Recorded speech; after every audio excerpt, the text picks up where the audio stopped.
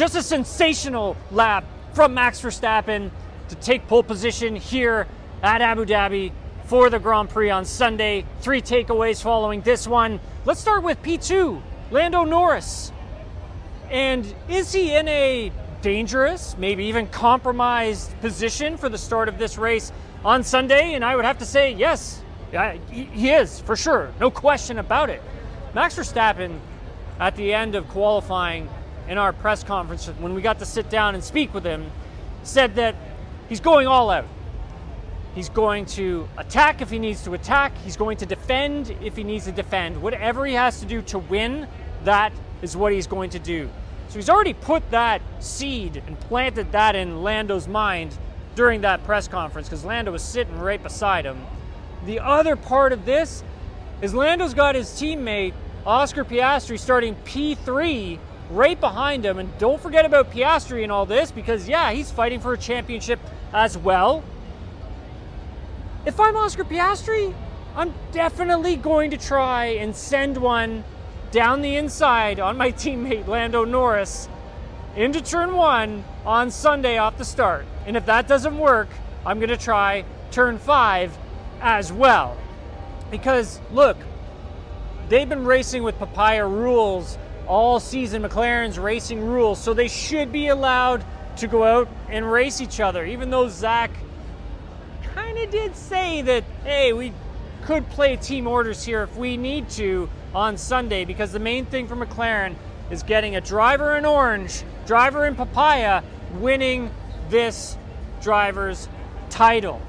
But don't forget about George Russell, who's starting in 4th spot on Sunday, because for George, he has really strong race pace. His long runs on Friday and free practice 2 were pretty decent as well.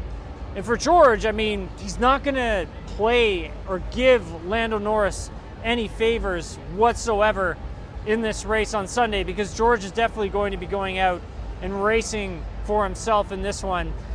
And so for Lando, yeah, you know, he's in a very, very compromised position for this one on Sunday. I don't see how he's not, really. Even if he concedes a spot to Lando, or excuse me, even if he concedes a spot to Oscar, then who's to say that Russell can't sneak up and get him as well? Or what happens if Oscar goes and tries to back up Norris into his rivals behind him either? So there are a few different scenarios with that.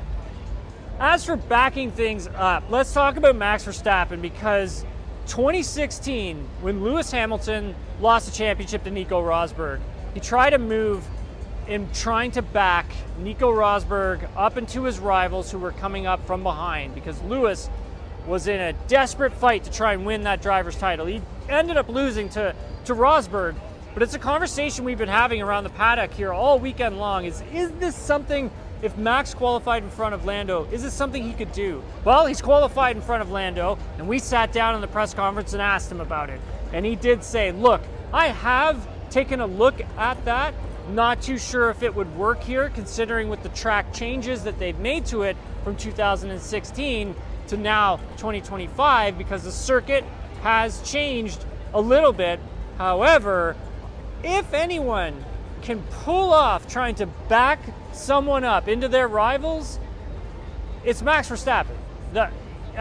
I feel that if Max wants to try a move like that, he can try that in Sector 3. I feel from turn 11 all the way through to the final corner, I feel that's a good spot. If you're going to back somebody up, that would be the place to do it.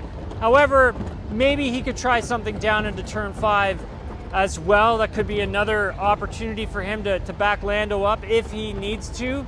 But just the fact that Max has already looked into this tells me that, you know, he's really done his homework and trying to read as many different scenarios, outcomes for this race on Sunday. And look, it's like I had said, if anyone's going to be able to do it, it's going to be Max Verstappen. I want to talk about Lewis Hamilton, because this was a tough one. This was a tough one. His 3rd straight Q1 exit. And at the end of this one, I mean, Lewis just really talking about how frustrated he was and how difficult things have been. Like, this hasn't been smooth sailing for Lewis Hamilton lately. And his quote exactly was, he feels unbearable amount of anger and rage. Lewis crashed the car in free practice 3, and the team did a really great job of putting it together and getting him back out on the track for qualifying. And then, speaking more to us, the media, I mean, he was very down on himself, no question about it. And, he felt bad because the team had worked so hard to put the car together, and he kind of dropped the ball in a sense in qualifying. It really just sounded like Lewis just could not get this car in the right position that he wanted it in to try and squeak out some more performance, because his teammate Charles Leclerc did actually a pretty decent job with a car that looked like a handful all weekend long. So I think for Lewis Hamilton, this season can't end soon enough. In 2026, can't come soon enough for this team either, because it has been a challenge for Ferrari over these past few races. This team, this car really has gone south, where this team has really tried to work hard to squeeze every ounce of performance they can out of it. But for Ferrari, for Lewis Hamilton, it's going to be a tough one on Sunday, no question. We have an exciting championship finale. We got 3 drivers fighting for the driver's title on TSN. I'll have more from 3 takeaways following the Abu Dhabi Grand Prix.